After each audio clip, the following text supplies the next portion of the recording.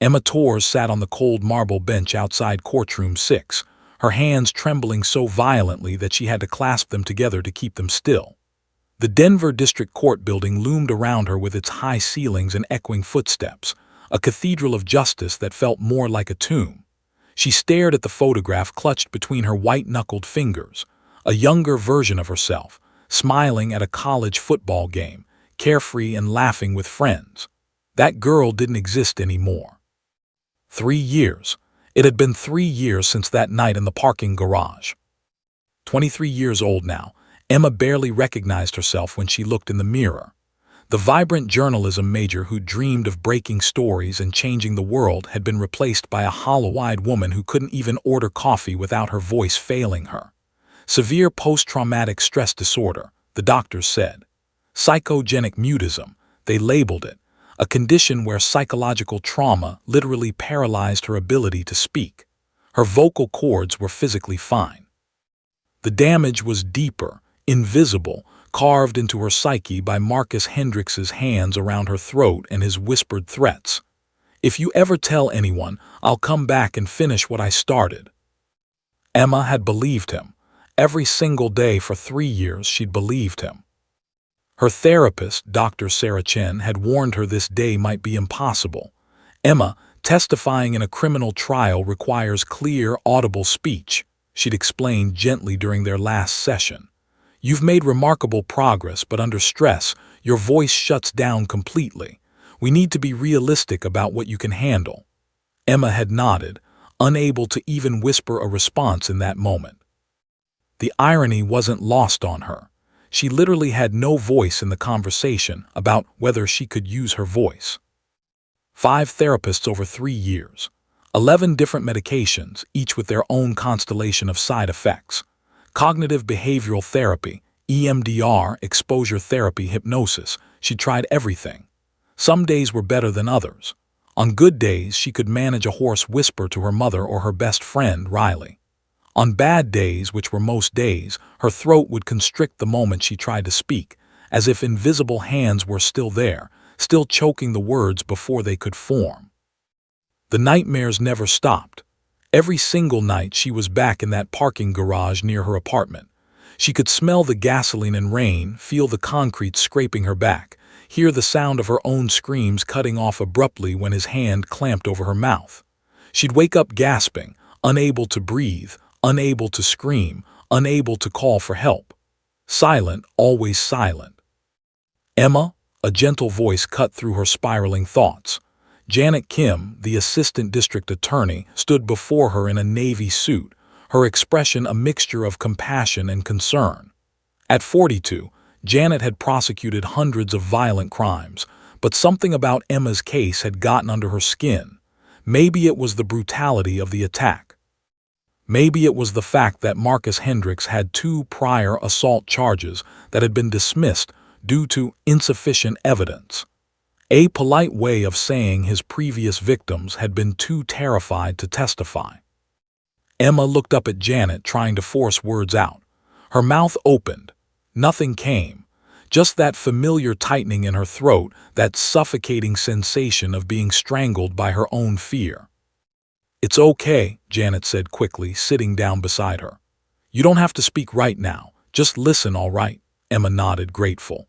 "I know this is the hardest thing you've ever done. I know you're terrified. But Emma, if you can't testify, Marcus Hendricks walks free. The forensic evidence is strong, but without your testimony, without someone pointing at him and saying, 'He did this to me,' the defense will create reasonable doubt. They'll claim it was consensual, or that you can't reliably identify him, or a dozen other lies." Emma's eyes filled with tears. She knew. God, she knew. She'd spent 3 years both desperately wanting justice and being paralyzed by terror. Marcus Hendricks had destroyed her life as thoroughly as if he'd actually killed her that night. She dropped out of college, moved back in with her parents, lost her job, lost her friends who couldn't understand why she wouldn't just talk about it. Her younger brother stopped visiting because seeing her like this broke his heart. Her father cried when he thought she couldn't hear him. The defense attorney had already filed motions to exclude her testimony, arguing that her inability to speak clearly would prejudice the jury or that her mental state made her unreliable. Judge Morrison had denied them, barely, but had warned that Emma would need to be able to verbally testify. Written statements wouldn't be enough.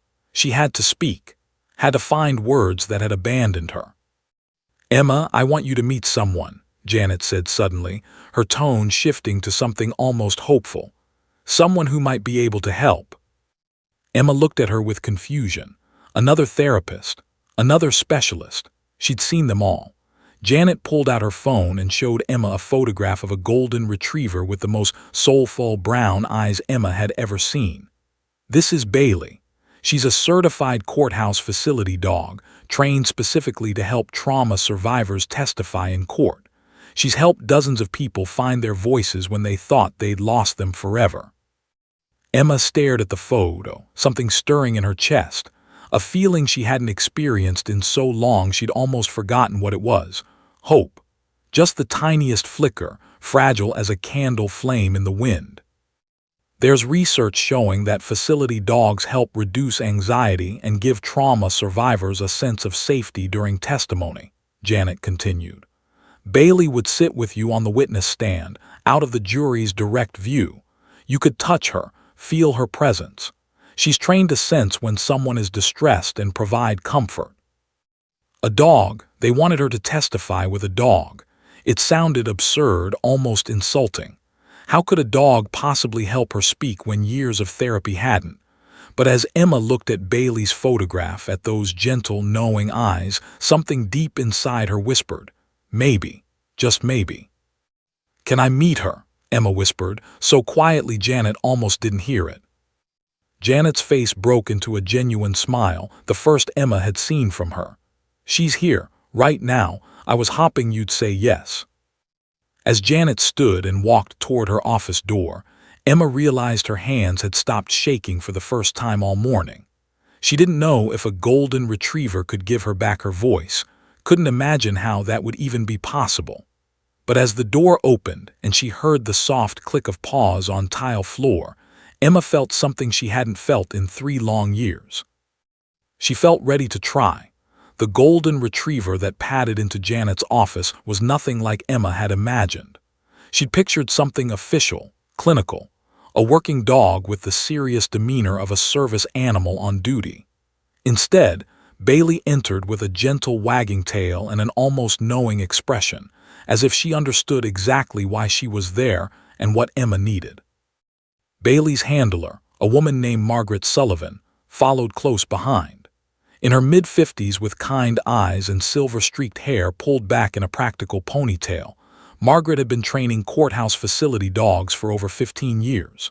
She'd seen the worst of humanity parade through courtrooms, child abuse cases, violent assaults, human trafficking, and had dedicated her life to helping survivors navigate those traumatic testimonies.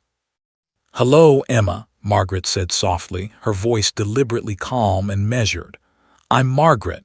This is Bailey. We're going to move very slowly, all right? Bailey won't approach you unless you're comfortable. She's trained to read body language and respect boundaries." Emma nodded, unable to speak, her eyes locked on the dog. Bailey sat down about 6 feet away, her tail sweeping the floor in slow, patient arcs. She wasn't straining at the leash or demanding attention. She was simply present, waiting, ready whenever Emma was ready. "Bailey is a 3-year-old golden retriever," Margaret explained, settling into a chair. "She went through 2 years of specialized training with Courthouse Dogs Foundation. She's worked with 43 witnesses so far, children, adults, people who have experienced trauma similar to yours. She understands that testifying is terrifying. Her job is to make you feel safe enough to do what you need to do." Emma's therapist, Dr. Chen, had explained the science behind animal-assisted therapy countless times. How interacting with dogs reduced cortisol levels, lowered blood pressure, released oxytocin, the bonding hormone that counteracted stress. How the simple act of petting a dog could ground someone experiencing dissociation or panic, but knowing the science and experiencing it were two different things. "Can I?" Emma's whisper was barely audible. "Can I touch her?" Margaret's face lit up. "Of course, Bailey, say hello." At the command, Bailey rose gracefully and walked toward Emma with measured steps, her movements deliberate and non-threatening. When she reached Emma's knees, she sat again and simply looked up with those impossibly gentle brown eyes. No jumping, no excessive excitement, just quiet, steadfast presence. Emma's hand trembled as she extended it toward Bailey's head. The moment her fingers made contact with the soft golden fur, something inside Emma's chest cracked open, not painfully but like ice thawing after a long winter. Warm. Bailey's fur was so warm and soft, and as Emma's fingers sank deeper, the dog leaned gently into her touch as if saying, "I'm here. I've got you. You're safe." Tears spilled down Emma's cheeks before she could stop them. She'd cried so many times over the past 3 years, angry tears, hopeless tears, terrified tears. But these were different. These tears felt like release, like something toxic draining from a wound that had festered too long. Bailey didn't move away from the tears. Instead, she carefully placed her head on Emma's lap, the weight of it grounding and real. Emma's other hand joined the first, both now buried in Bailey's fur, and for the first time in 3 years, Emma felt something she'd thought Marcus Hendricks had killed forever. She felt safe. "She likes you," Margaret said quietly, smiling. "Bailey doesn't respond this way to everyone. She's choosing to comfort you. Dogs have an incredible ability to sense trauma and pain. She knows you're hurting." Janet, who'd been watching from her desk, spoke up. "Emma, Judge Morrison has already approved Bailey's presence in the courtroom. The defense objected, of course. They always do. They'll argue it's prejudicial, that having a sympathy dog will manipulate the jury's emotions. But the law is on our side. Colorado statute allows facility dogs for vulnerable witnesses, and you absolutely qualify." Emma looked up at Janet, one hand still resting on Bailey's head. What if I still can't speak, even with her there?" It was the longest sentence Emma had managed in weeks, and everyone in the room recognized the significance. Margaret's eyes shimmered with unshed tears. Janet sat forward, her expression fierce with determination. "Then we'll deal with that," Janet said firmly. "But Emma, you just spoke to us. Right now, while touching Bailey, that's not a coincidence." Emma looked down at the dog, whose tail was wagging slowly, contentedly. Bailey's eyes were half closed in obvious pleasure at being petted, but there was something else in her expression, something that looked almost like understanding, like solidarity. Like she was saying, "I know you're scared. I know it feels impossible, but we'll do this together." "Can we practice?" Emma whispered. "Before the trial, can I spend time with her?" "Absolutely," Margaret replied. "In fact, I insist on it. Bailey and I will meet with you every day this week leading up to your testimony. We'll practice sitting together, walking into the courtroom, having her beside you while you speak. The more familiar you become with her presence, the more secure you'll feel when the moment comes." Over the next hour, Emma sat on the floor of Janet's office with Bailey sprawled beside her, the dog's head resting on Emma's leg. Margaret explained Bailey's training, how she'd learned to sense panic attacks before they fully developed, how she could apply pressure therapy by leaning against someone who was dissociating, how she remained utterly calm even in chaotic courtroom environments. "Bailey's been threatened by defense attorneys, yelled at by angry defendants, and sat through some of the most disturbing testimony imaginable," Margaret said. "Nothing shakes her. She's your anchor. When everything feels like it's spinning out of control, you look at Bailey and you remember, this dog believes you can do this. This dog chose you. She's not going anywhere." Emma practiced speaking while petting Bailey. Simple things at first, her name, her age, her address. Each time her throat tried to close, she'd look down at those trusting brown eyes, sink her fingers deeper into that soft fur, and the words would come, halting and quiet, but they came. "I live at 2847 Maple Street," Emma said, her voice shaky but audible. Bailey's tail thumped against the floor in what felt like approval. "I'm 23 years old." Thump, thump went the tail. "My name is Emma Torres, and I'm going to testify." The tail wagged harder, and Bailey lifted her head to lick Emma's hand gently, as if sealing a pact. Janet watched with barely contained emotion. In 20 years of prosecution, she'd never been more certain of anything. This was going to work. Emma and Bailey were going to walk into that courtroom, and Marcus Hendricks was finally going to face justice. As Emma prepared to leave, Bailey walked her to the door, pressed against her leg like a furry guardian. Margaret handed Emma a photo of Bailey. "Keep this with you. Look at it whenever you feel the fear rising. Remember, you're not alone anymore. You have Bailey, and Bailey never gives up on her people." That night, for the first time in 3 years, Emma fell asleep without nightmares. She dreamed instead of golden fur and gentle eyes and a voice, her own voice speaking truth without fear. Emma didn't sleep the night before testimony. Not really. She dozed in fitful intervals, jerking awake every hour, convinced she'd overslept, that she'd missed her chance to face Marcus Hendricks. By 4:47 a.m., she gave up entirely and sat at her childhood bedroom window, watching Denver's streetlights flicker in the pre-dawn darkness. Her mother found her there an hour later, still in pajamas, clutching Bailey's photograph like a talisman. "Baby girl," her mom whispered, sitting beside her on the window seat. Linda Torres had aged a decade in 3 years, her once dark hair now streaked with silver, worry lines etched permanently around her eyes. "You don't have to do this. We can tell Janet you're not ready. We can." "No," Emma's voice was barely a whisper, but it was firm. I have to face him." The drive to the courthouse felt surreal, like moving through water.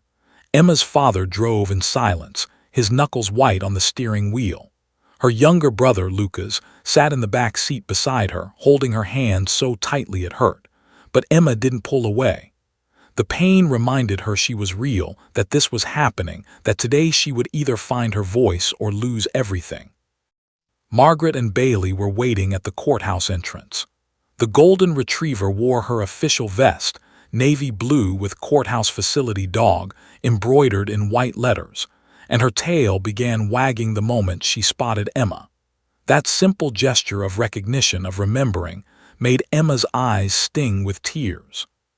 "She's been eager all morning," Margaret said softly, kneeling to unclip Bailey's leash. "I think she knows today is important." Bailey trotted directly to Emma and pressed against her legs, her warm weight solid and reassuring. Emma's hands found that familiar soft fur, and some of the panic squeezing her chest loosened just enough to breathe.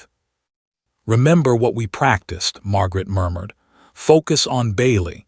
When you feel the fear rising, look at her, touch her. She's your anchor. She won't let you drift away." The courthouse halls echoed with footsteps and hushed conversations. Emma had been here twice before for pre-trial hearings, but she'd never had to enter the actual courtroom, never had to see Marcus Hendricks up close. The thought made bile rise in her throat. Janet met them outside Courtroom 6, looking professional and fierce in a charcoal gray suit. "The jury's being seated now. Will be called in about 10 minutes. Emma, I need you to know, the defense is going to be aggressive. They're going to object to Bailey's presence again. Judge Morrison will overrule them, but it might be intense. Can you handle that?" Emma nodded, not trusting her voice yet. Bailey leaned harder against her leg as if saying, "I'm right here. We can handle anything together." The bailiff opened the courtroom doors, and the sound hit Emma like a physical blow, shuffling feet, rustling papers, whispered conversations, the court reporter's fingers clicking on her stenography machine. The gallery was packed. Reporters filled the back rows, their cameras forbidden but their notepads ready. Victim advocates sat on one side, Marcus Hendricks's family and supporters on the other. And then Emma saw him. Marcus Hendricks sat at the defense table in an expensive navy suit, his dark hair neatly trimmed, his expression calm and almost bored. He looked nothing like the monster from her nightmares.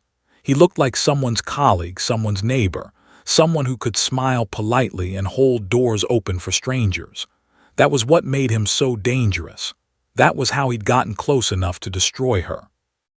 Emma's knees buckled. If Bailey hadn't been pressed against her, if Margaret hadn't grabbed her elbow, she would have collapsed right there in the aisle. "Breathe, Emma," Margaret whispered urgently. "Look at Bailey, not at him. Look at Bailey." Emma tore her gaze away from Marcus and looked down.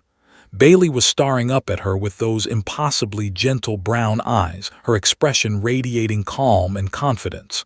"You can do this," those eyes seemed to say. "I believe in you." The defense attorney, Richard Brennan, was already on his feet before Emma reached the witness stand. He was everything Janet wasn't: expensive suit, silver hair, a smile that never reached his cold gray eyes. He'd made a career defending men like Marcus Hendricks, and he was very, very good at his job. "Your Honor, I must object once again to the presence of this animal in the courtroom," Brennan announced, his voice dripping with disdain. "This is nothing more than a theatrical ploy designed to manipulate the jury's emotions. My client has a right to a fair trial, not a performance calculated to generate sympathy for a witness whose credibility is already highly questionable." Judge Patricia Morrison, a stern woman in her 60s with silver hair and no-nonsense demeanor, looked at Brennan over her glasses. "Counselor, we've been through this multiple times. The dog is a certified facility animal approved under Colorado statute for vulnerable witnesses. She will remain below the witness stand, out of the jury's primary sightline. Your objection is noted and overruled." Again. Brennan sat down with obvious displeasure, but not before shooting Emma a look that made her stomach turn. Marcus Hendricks glanced at her then, really looked at her for the first time, and the corner of his mouth lifted in the faintest smirk. That same cruel smile from the parking garage. That smile that said, "I own you. I destroyed you, and I'm going to walk out of here a free man." Emma's vision tunneled. The courtroom spun. Her throat constricted so tightly she couldn't breathe. "The state may call its first witness," Judge Morrison announced. "The state calls Emma Torres," Janet said, her voice ringing with confidence Emma didn't feel. Somehow Emma's legs carried her forward. Bailey walked beside her, a golden shadow, steady and sure. The witness stand seemed miles away. Every eye in the courtroom tracked her movement. The jury, the judge, the reporters, Marcus's family, her own family. But most of all, she felt Marcus Hendricks's eyes boring into her back, cold and predatory. Emma climbed the 2 steps to the witness stand, her legs shaking so badly she nearly tripped. Bailey settled at her feet, hidden from the jury's view per the judge's orders, but Emma could feel her presence like a warm current running beneath her chair. She placed her hand down, and immediately felt Bailey's soft head press into her palm. The bailiff approached with the Bible. "Please raise your right hand. Do you swear to tell the truth, the whole truth, and nothing but the truth, so help you God?"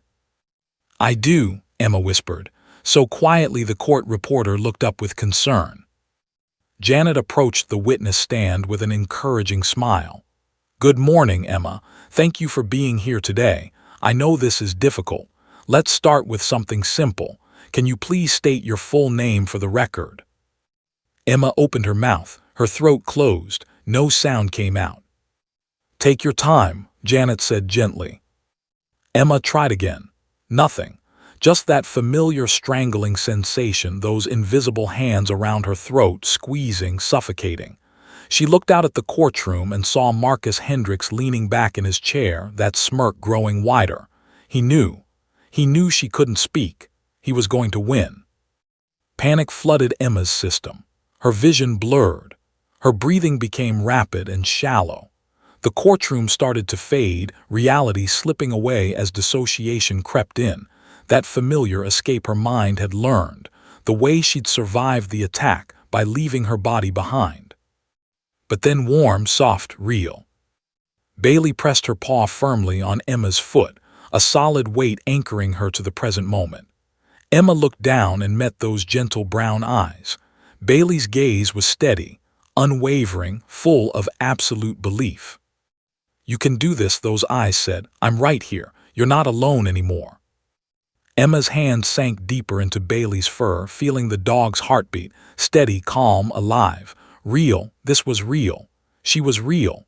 Her voice was still there, somewhere beneath the fear. She just had to find it. The silence in Courtroom 6 was deafening. Emma sat frozen in the witness stand, her mouth opening and closing like a fish drowning in air, no sound emerging except the faint wheeze of her panicked breathing. 47 pairs of eyes watched her struggle, the 12 jurors, the judge, the attorneys, the reporters, the spectators, watching her fail, watching her break, watching Marcus Hendricks win. "Emma," Janet's voice was gentle, but Emma could hear the thread of worry beneath it. "Can you state your name for the record?" Emma tried again. Her lips formed the words, "EMMA," but her vocal cords refused to cooperate. That invisible hand was back around her throat, squeezing, choking, stealing her breath and her voice just like it had 3 years ago.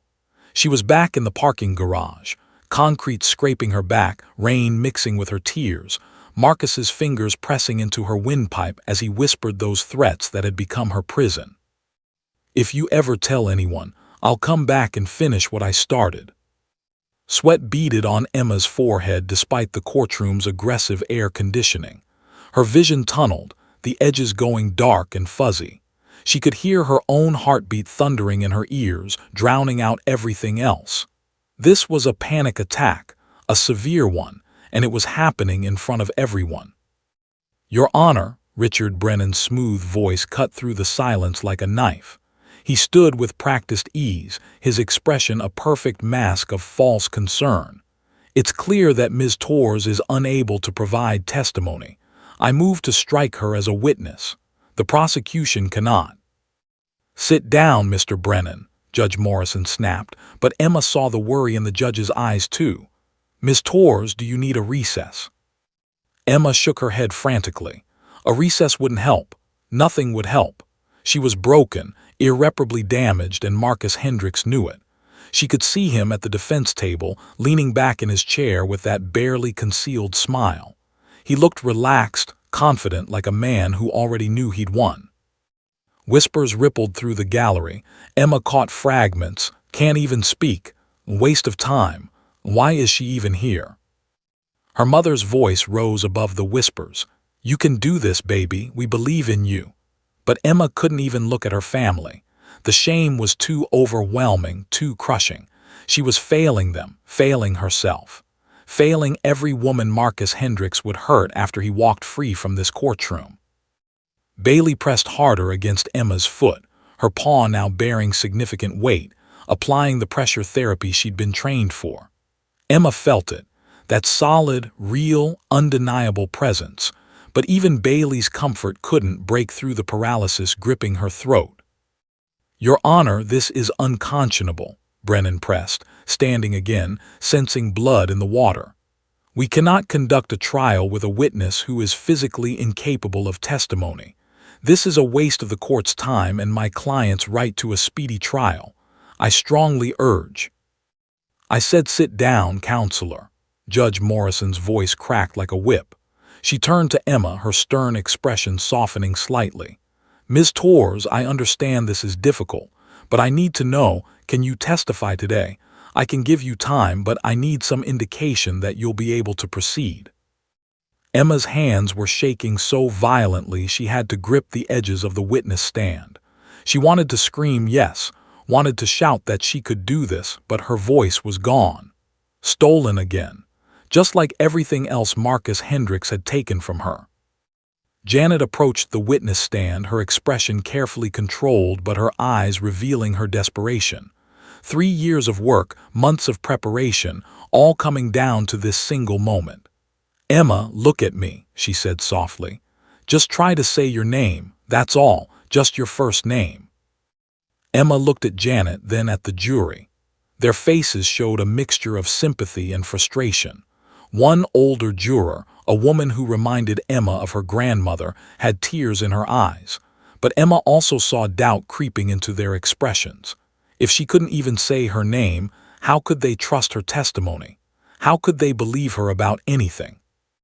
Marcus Hendricks shifted in his chair, and Emma's gaze involuntarily snapped to him. Their eyes met, and in that fraction of a second she saw everything. His contempt, his certainty, his absolute conviction that he owned her fear. He had broken her that night in the parking garage, and he was watching her stay broken, watching his handiwork hold firm. That smile, that same cruel smile that haunted her nightmares, it said, "I won. I destroyed you, and there's nothing you can do about it." Something hot and primal surged in Emma's chest. Not courage exactly, but rage. White-hot fury at this man who'd stolen 3 years of her life, who turned her into a ghost haunting her own existence. Rage at herself for letting him keep winning, for giving him so much power that even now, even here in a courtroom surrounded by people who wanted to help her, she couldn't speak. But rage without a voice was just screaming into a void. Emma's breathing became more erratic, her chest heaving with the effort of trying to pull air into lungs that felt crushed by an invisible weight. The courtroom started to tilt and spin. Black spots danced across her vision. She was going to pass out. She was going to collapse right here in the witness stand, and Marcus Hendricks would walk out of this courthouse a free man, free to do this to someone else, to break another woman the way he'd broken her. "Your Honor," Brennan's voice came again, triumphant now. "I must insist." Bailey suddenly moved. The golden retriever rose to her feet beneath the witness stand and pressed her entire body against Emma's legs, her warmth radiating through Emma's slacks. It wasn't just comfort, it was a declaration. "I'm here. I'm not leaving. You're not alone." Emma's hand dropped instinctively to Bailey's head, her fingers tangling in that soft golden fur. She could feel the dog's steady heartbeat against her leg, calm, consistent, unafraid. Bailey had sat through dozens of testimonies, had seen other broken people find their voices. She wasn't worried. She wasn't doubting. She was just there, present, believing. Margaret's words echoed in Emma's mind. Bailey never gives up on her people. Emma looked down at the dog and Bailey looked up, their eyes meeting. Those gentle brown eyes held no judgment, no disappointment, no frustration. Just infinite patience and unwavering faith. Bailey's tail wagged slowly as if to say, "Take your time. I'll wait. We have all the time you need." The courtroom noise faded, the whispers, the shuffling papers, Brennan's continued objections, even Janet's gentle encouragement. All Emma could hear was Bailey's breathing, steady and calm. All she could feel was the dog's warmth, solid and real. All she could see were those eyes that believed in her when she couldn't believe in herself. Emma's throat was still closed. Her voice was still trapped. But as her fingers sank deeper into Bailey's fur, as she felt that steady heartbeat against her palm, something began to shift. Not her voice, not yet, but something deeper. Something that had been locked away in a dark corner of her soul for 3 years, something she'd thought Marcus Hendricks had killed completely. Her will to fight.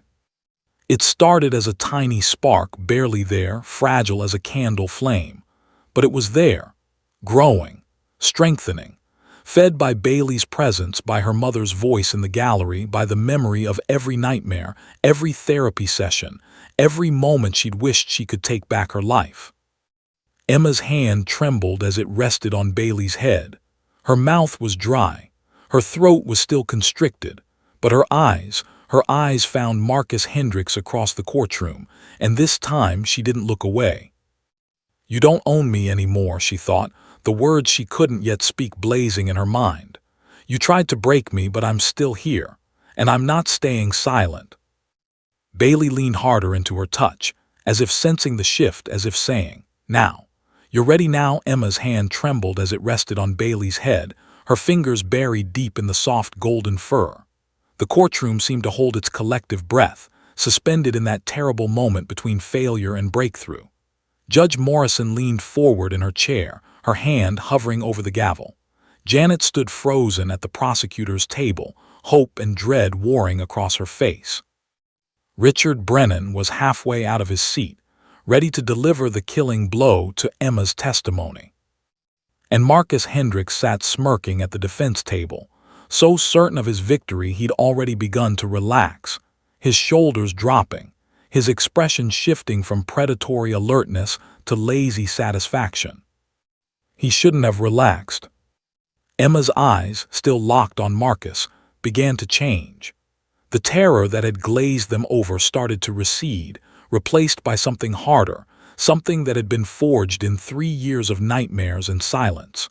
Her hand pressed firmer against Bailey's head, drawing strength from the dog's unwavering presence. Then slowly, deliberately, Emma lifted her other hand. Her arm shook with the effort as if moving through concrete, but she raised it. She extended her finger, and she pointed. Not at Marcus Hendricks, though every eye in the courtroom expected that. She pointed down, directly at Bailey. The entire courtroom went completely, utterly silent. Even the court reporter's fingers stopped moving. The bailiff froze mid-step. Judge Morrison's hand stilled on her gavel. The silence was so profound that everyone could hear the soft sound of Bailey's tail sweeping against the floor of the witness stand. And then Emma spoke. "She makes me feel safe." The words came out quiet but crystal clear. Not the strangled whisper she'd managed in practice sessions, not the hoarse rasp that had been her voice for 3 years. Clear, real, unmistakable.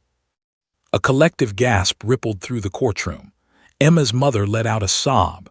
Several jurors sat up straighter, leaning forward. Even Judge Morrison's eyes widened slightly. But Emma wasn't finished.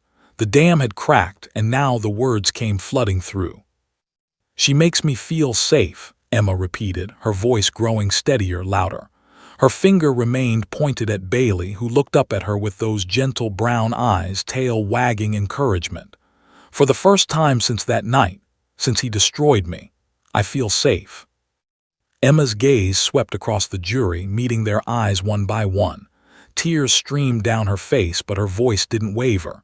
"Do you understand what that means, to feel safe? Most of you probably take it for granted. You go to sleep at night without checking the locks 5 times. You walk to your car without your heart racing. You speak without your throat closing up." The courtroom remained absolutely silent, hanging on every word. "He took that from me." Emma's voice cracked but held. "Marcus Hendricks took my voice away. He took my safety away. He made me terrified of everything and everyone. For 3 years I couldn't speak. Not really. My vocal cords worked fine, the doctors checked. But every time I tried to talk, I felt his hands around my throat. I heard his threats. I felt that concrete scraping my back and the rain mixing with my blood and my tears." Janet stood motionless, tears running down her own face, not daring to move or speak, afraid to break whatever spell had fallen over the courtroom. "I've seen 5 therapists," Emma continued, her voice gaining power with each word. "I've taken 11 different medications. I've done cognitive behavioral therapy, EMDR, exposure therapy, even hypnosis. Nothing worked. Nothing could give me back what he stole." Emma looked down at Bailey again, and the dog gazed up at her with absolute devotion, absolute faith. Emma's hand stroked the soft fur, grounding herself in that warm, living presence. "But she," Emma's voice filled with wonder and gratitude and something fierce that might have been love. "This dog, she gave me back my courage. She didn't fix me. I'm not fixed. I'm still terrified. My hands are still shaking. My heart is still racing, but she believes in me. She doesn't see me as broken or damaged or less than. She just sees me, and she chose to stand with me." Emma's finger, still pointing at Bailey, trembled but stayed steady. "You want to know why I can speak right now in this moment when I couldn't 5 minutes ago? It's because when I look at her, I don't see a dog. I see everything I'm fighting for. I see unconditional support. I see someone who won't abandon me when things get hard, who won't give up on me when I can't find my words. I see proof that not everyone in this world wants to hurt me." The jury was completely rapt. Several jurors were openly crying. Even the court reporter had tears streaming down her face, though her fingers never stopped capturing every word. "He tried to silence me forever." Emma finally lifted her gaze back to Marcus Hendricks, and this time she didn't look away. "He whispered in my ear that night, If you ever tell anyone, I'll come back and finish what I started. And I believed him. God help me, I believed him for 3 years. I let him steal my voice, my education, my dreams, my life. Marcus Hendricks's smirk had vanished. His jaw was tight, his eyes hard. He was no longer lounging confidently in his chair but sitting rigid, his hands clenched on the table. For the first time, he looked worried. But she, Emma pointed at Bailey again, her voice rising with passion. She gave me something he couldn't take away. She gave me my voice back. Not because she fixed me with some magic therapy, but because she stood beside me and said, without words, "You matter, your truth matters, and I'm not going anywhere." Emma's hand fell from pointing to rest on Bailey's head once more. The dog pressed harder against her leg, and Emma drew strength from that pressure, from that solid, unshakable presence.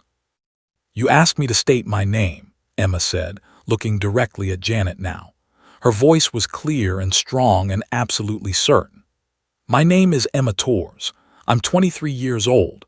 I live at 2847 Maple Street in Denver, Colorado. I was a journalism major at the University of Colorado before Marcus Hendricks attacked me 3 years ago on March 15, 2022. The specificity, the clarity, the absolute conviction in her voice sent a clear message to everyone in that courtroom. I am here. I am ready. And I am going to tell the truth. Richard Brennan was on his feet, his face flushed. "Your Honor, this is highly irregular. The witness is giving a speech rather than answering questions. I object to this." Overruled. Judge Morrison's voice was firm, brooking no argument. "Sit down, Mr. Brennan. The witness was asked to state her name. She's doing exactly that. Continue, Ms. Torres." Emma took a deep breath, her hand never leaving Bailey's head. The dog's tail continued its steady wag, that simple gesture of encouragement and faith. "Before I couldn't speak because of fear," Emma said, addressing the entire courtroom now. "But I can speak now because of her.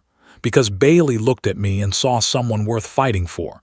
And if she believes I can do this, then I believe it too." Emma's eyes found her mother in the gallery. Linda Torres was sobbing openly, her hands pressed to her mouth.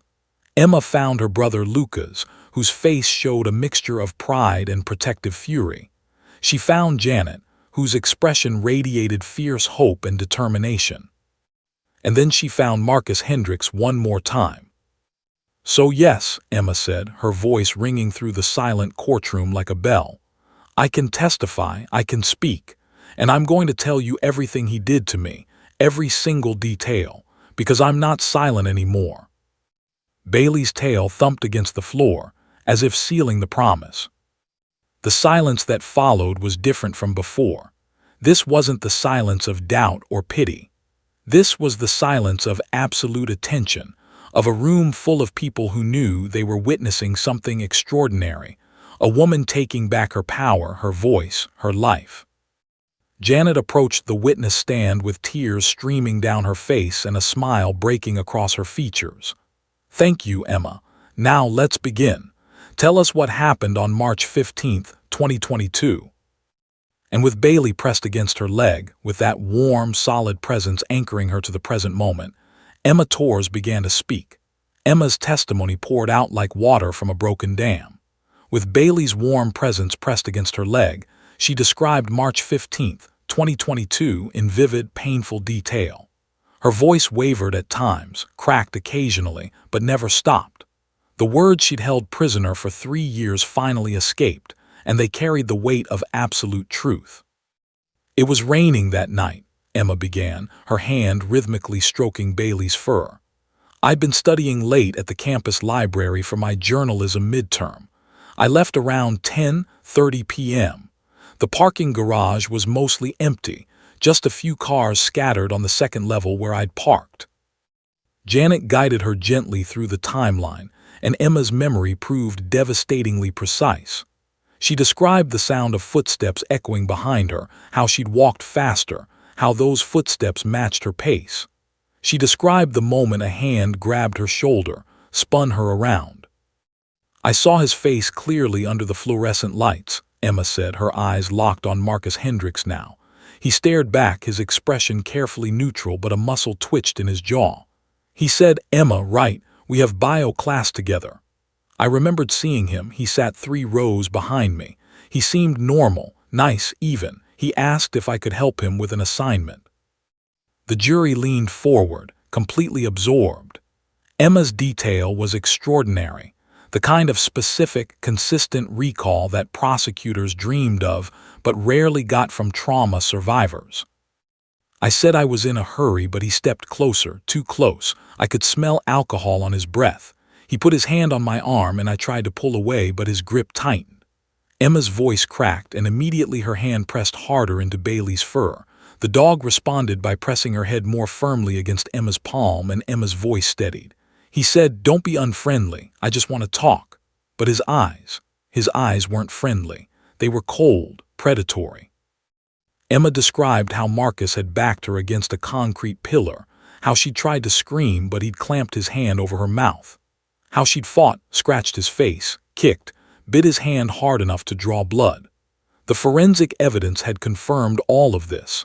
Marcus's DNA under Emma's fingernails, bite marks that matched Emma's dental records, her DNA in the blood found on his hand. He slammed my head against the concrete, Emma continued, tears streaming down her face now. Bailey shifted, placing a paw on Emma's foot, applying gentle pressure. Emma looked down briefly, drew strength from those steady brown eyes, and continued. Everything went blurry. I tasted blood. He ripped my shirt, the blue button-up I'd bought for my internship interview. Buttons scattered across the ground. I heard them rolling away. The specific details painted an undeniable picture. Emma described the rain that had started to pour through the garage's open sides, how it mixed with her tears and blood.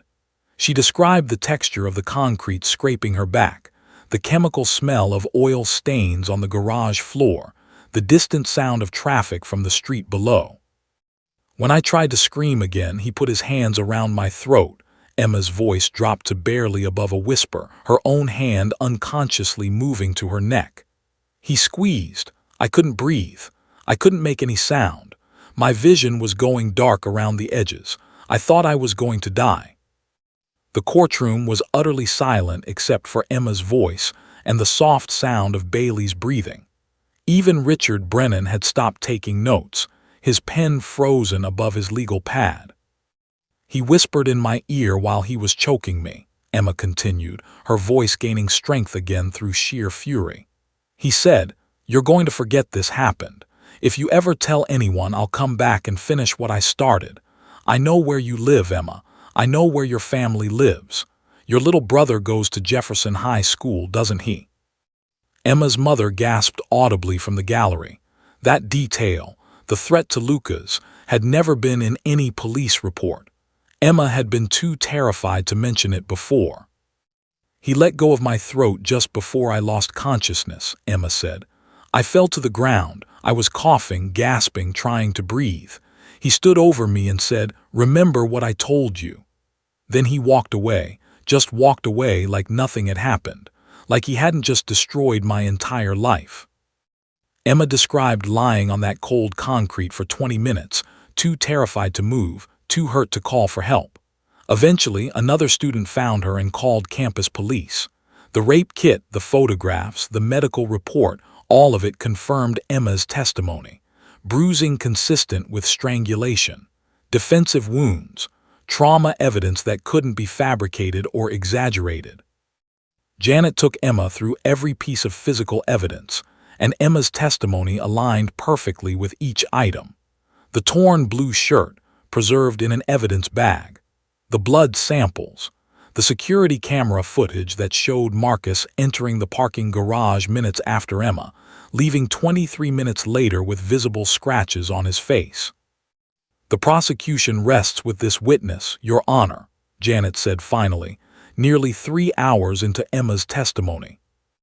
Judge Morrison looked at the clock. "We'll take a 15-minute recess before cross-examination." She looked at Emma with something like respect. "Ms. Torres, you're doing remarkably well. Take a break. Get some water." But Emma knew the hardest part was coming. Richard Brennan's cross-examination would be brutal. Defense attorneys like him made careers out of shredding victims on the stand, finding tiny inconsistencies, implying ulterior motives, making juries doubt even the most credible testimony. During the recess, Margaret brought Bailey water and praised Emma quietly. "You're doing beautifully. Remember, Bailey's right there. He can't hurt you with her beside you." When they reconvened, Richard Brennan approached the witness stand with a predatory smile that made Emma's stomach clench.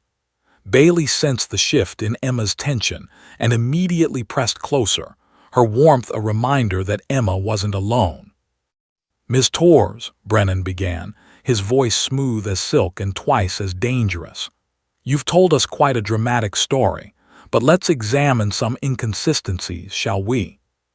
For the next 90 minutes, Brennan attacked every aspect of Emma's testimony. Why had she walked alone at night?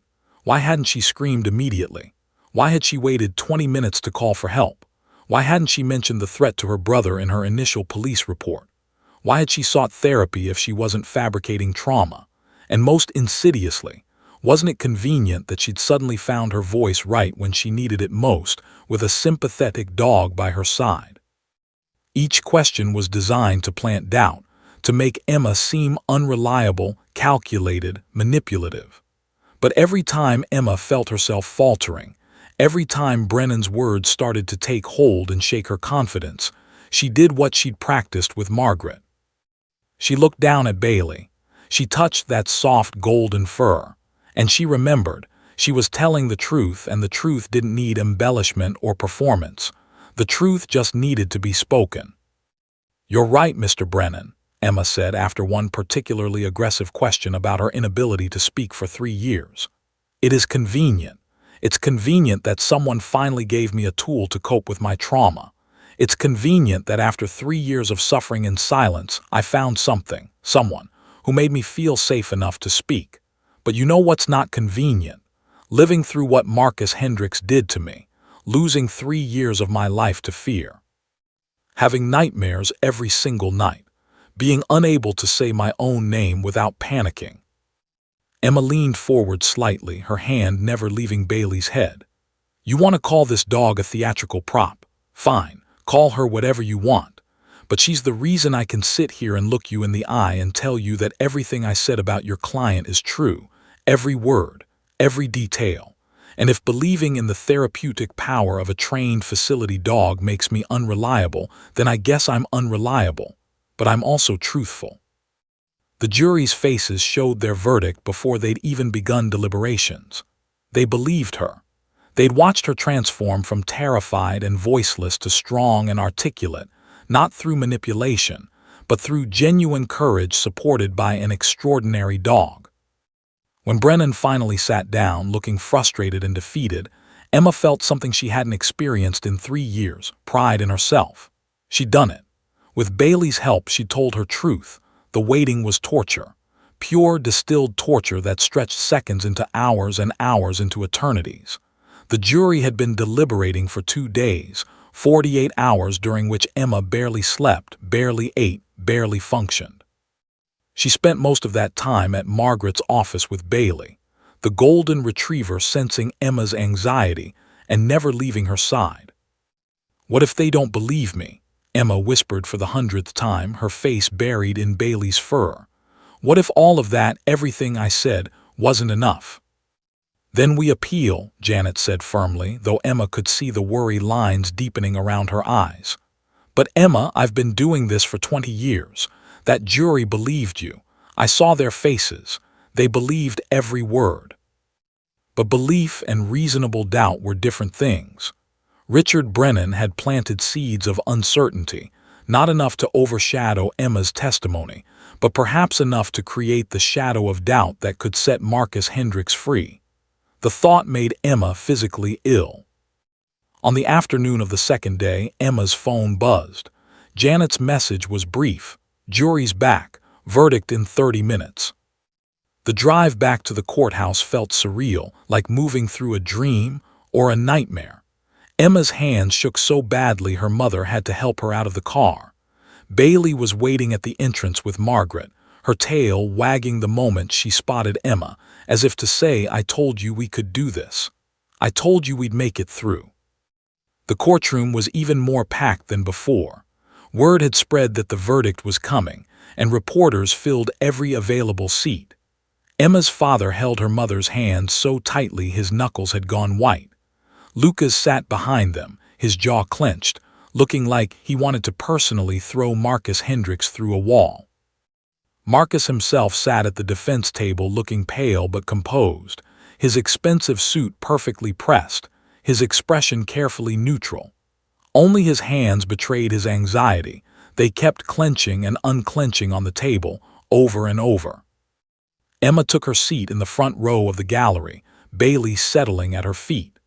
The golden retriever leaned her full weight against Emma's legs, that familiar pressure grounding her to the present moment. Emma's hand found Bailey's head, fingers tangling in soft fur, drawing strength from that steady, calming presence. "All rise," the bailiff announced, the Honorable Judge Patricia Morrison presiding. Everyone stood. Emma's legs barely supported her. Bailey pressed harder against her, sensing the spike in anxiety. Judge Morrison entered and took her seat. "Please be seated. I understand the jury has reached a verdict." "We have, Your Honor," the jury foreman replied.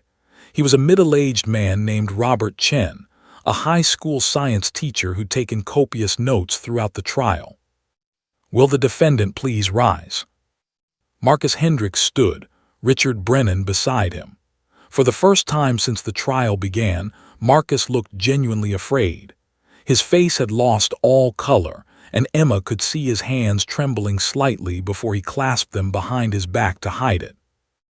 Emma's heart hammered so violently she could feel it in her throat. Bailey's tail thumped once against the floor, a solid, reassuring sound in the suffocating silence. "On the charge of aggravated assault in the first degree, how do you find?" Robert Chen's voice was clear and unwavering. "We find the defendant, Marcus Hendricks, guilty." Emma's world tilted. Her mother's sob echoed through the courtroom. Bailey immediately stood and pressed her body fully against Emma's legs as tears began streaming down Emma's face. "On the charge of attempted murder, how do you find?" "Guilty." "On the charge of second-degree kidnapping, how do you find?" "Guilty." Each guilty verdict landed like a hammer blow. Marcus Hendricks's legs buckled, and he had to grip the defense table to stay upright. Richard Brennan's face had gone ashen. The courtroom erupted in whispers and gasps and choked sobs. But Judge Morrison wasn't finished. She banged her gavel, demanding silence. "Mr. Hendricks, you have been found guilty on all counts. This court will reconvene in 1 hour for sentencing. Bailiff, please remand the defendant into custody." The bailiff approached Marcus with handcuffs. The reality of what was happening finally seemed to hit him. "No, wait," he started, but the handcuffs clicked into place. As he was led past Emma's row, he looked directly at her, and Emma saw not the predator from her nightmares, but a man who'd finally been held accountable for his crimes. A man who was going to prison. Emma collapsed forward, her face buried in Bailey's fur, sobbing so hard her entire body shook. The golden retriever stood steady, absorbing Emma's tears and tremors, her tail wagging slowly, patiently, as if to say, "We did it. We won. You're safe now." The sentencing hearing an hour later was swift. Janet presented evidence of Marcus's 2 prior assault allegations, cases that had been dismissed when the victims were too afraid to testify. The pattern was clear. Marcus Hendricks was a serial predator who targeted vulnerable women, used intimidation and threats to silence them, and had continued escalating his violence. "Mr. Hendricks," Judge Morrison's voice was cold as she addressed him, "you are a danger to society. You have shown no remorse for your actions, and the psychological damage you inflicted on Ms. Torres is immeasurable. This court sentences you to 25 years in the Colorado Department of Corrections, with no possibility of parole for 15 years. Additionally, You will be required to register as a violent offender upon your eventual release. 25 years. Emma's brain could barely process it. She was 23 now. She'd be 48 when he was eligible for parole. He'd stolen 3 years of her life, and now she was taking 25 of his. It felt like justice. It felt like breathing for the first time in 3 years. As the courtroom emptied, 3 jurors approached Emma. Robert Chen, the foreman, spoke first. "Ms. Torres, I want you to know, we never doubted you. Not for a second after you pointed at Bailey and found your voice. That moment. That was the moment we all knew we were hearing absolute truth." An older woman juror, the one who'd reminded Emma of her grandmother, grasped Emma's hands with tears in her eyes. "You are the bravest person I've ever seen. What you did, testifying like that, facing him. My daughter was assaulted 6 years ago and she couldn't do what you did. You gave her hope. You gave all of us hope." The third juror, a younger man in his 30s, added quietly, "That dog saved your life, but you saved your own voice. Don't ever forget that. Bailey gave you the courage, but the words were yours. The strength was yours." Emma couldn't speak through her tears, but she nodded, understanding. Bailey sat beside her throughout, accepting gentle pets from the jurors, her tail wagging, her expression peaceful and proud. Janet approached with red-rimmed eyes and a fierce smile. "You did it, Emma. You took back your power. You took back your voice. And you put a predator behind bars." Emma looked down at Bailey, who gazed up at her with those gentle, knowing brown eyes. The dog who'd given her courage when she had none. The dog who'd stood beside her when standing felt impossible. The dog who'd believed in her when she couldn't believe in herself. "No," Emma whispered, stroking Bailey's head. "We did it together." Bailey's tail thumped against the floor in agreement. For the first time in 3 years, Emma Torres felt something she'd thought Marcus Hendricks had killed forever. She felt free. 5 years later, Emma Torres stood in the marble hallway outside Courtroom 6, but everything was different now. She was 28 years old, dressed in a professional blazer, her dark hair pulled back confidently. But more importantly, the haunted look that had shadowed her eyes for so long had finally faded, replaced by something stronger, something forged in fire and tempered by time: resilience. Beside her, as always, was Bailey. The golden retriever was 8 years old now, a few gray hairs around her muzzle, but her gentle brown eyes still held that same infinite patience and unwavering faith that had saved Emma's life. "Are you nervous?" Margaret asked, approaching with 2 cups of coffee. Now in her early 60s, Margaret had become not just Bailey's handler, but Emma's mentor and friend, a guide through the labyrinth of trauma recovery and advocacy work. "A little," Emma admitted, accepting the coffee. "But good nervous, excited nervous. This is what we've been working toward." They were waiting for Governor Jennifer Polis to arrive. In 30 minutes, Emma would watch her sign into law the Emma Torres Courthouse Facility Dog Act, legislation that mandated courthouse facility dogs be available in every Colorado courthouse for vulnerable witnesses. The law also provided state funding for training programs and expanded the use of facility dogs beyond criminal trials to include family court, child welfare proceedings, and civil cases involving trauma survivors. It had taken 5 years of tireless advocacy, countless meetings with legislators, testimony before state committees, and Emma's willingness to tell her story over and over and over again. But it had worked. Colorado was becoming a national model, and 37 other states had reached out about implementing similar programs. Emma's phone buzzed. A text from Janet Kim, who'd become district attorney 2 years ago. "Running 5 min late. Traffic. Can't wait to see you sign this into law with the governor. You changed everything, Emma." Emma smiled, scratching behind Bailey's ears. "We changed everything," she whispered to the dog. Bailey's tail wagged in response, that familiar gesture of solidarity and love. The past 5 years had been a journey Emma never could have imagined during those dark days of silence. After Marcus Hendricks was sentenced, Emma had spent 6 months in intensive trauma therapy, finally beginning to process what had happened to her. Dr. Chen had connected her with a support group for assault survivors, and for the first time, Emma realized she wasn't alone. There were others carrying similar scars, fighting similar battles. 1 year after the trial, Emma made a decision that changed her life. She enrolled in a victim advocacy training program. If Bailey had given her a voice, she would use that voice to help others find theirs. She completed her certification, got her bachelor's degree in social work, and began working with the Denver District Attorney's Office as a full-time victim advocate. Bailey, of course, came with her to every case, every meeting, every courtroom. Together, they'd helped 43 survivors navigate the justice system.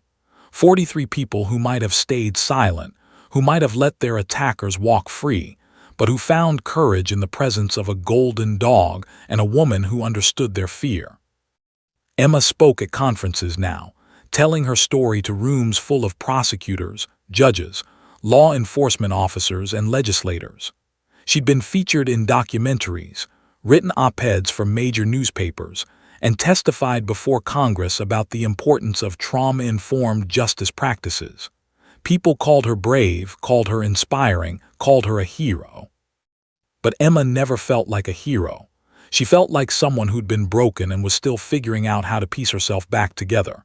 The nightmares had decreased but never fully disappeared. Certain sounds, footsteps behind her, rain on concrete, could still trigger panic. She still saw a therapist every 2 weeks. Healing, she'd learned, wasn't linear or complete. It was ongoing, messy, imperfect. But it was hers, her healing, her journey, her choice. Emma, a soft voice interrupted her thoughts. A young woman stood nearby, looking fragile and terrified. She was 16, maybe 17, with dark circles under her eyes and hands that wouldn't stop trembling. Behind her stood a victim advocate Emma didn't recognize, probably new to the office. "This is Maya Rodriguez," the advocate said quietly. "She's testifying today in a sexual assault case. She's having trouble speaking. I thought maybe you could talk to her." Emma's heart clenched with recognition and empathy. She saw herself in this girl, saw that same fear, that same silence, that same certainty that speaking was impossible. "Hi, Maya," Emma said gently, kneeling down slightly to meet the girl's eyes. "I'm Emma. This is Bailey." At the sound of her name, Bailey walked over to Maya and sat directly in front of her, looking up with those eyes that had comforted so many broken souls. Maya's trembling hand reached out tentatively, touching Bailey's head. "I can't do it," Maya whispered, tears streaming down her face.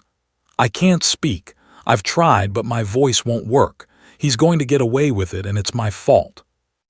Emma gently placed her hand on Maya's shoulder. "It's not your fault.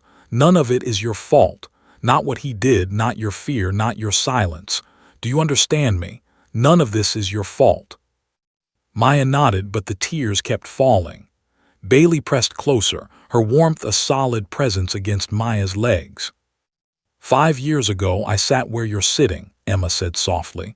"I was terrified. I couldn't speak. I thought I'd never be able to tell my truth. But then I met Bailey, and she showed me something important. Courage doesn't mean not being afraid. Courage means being terrified and doing it anyway." Emma took Maya's other hand.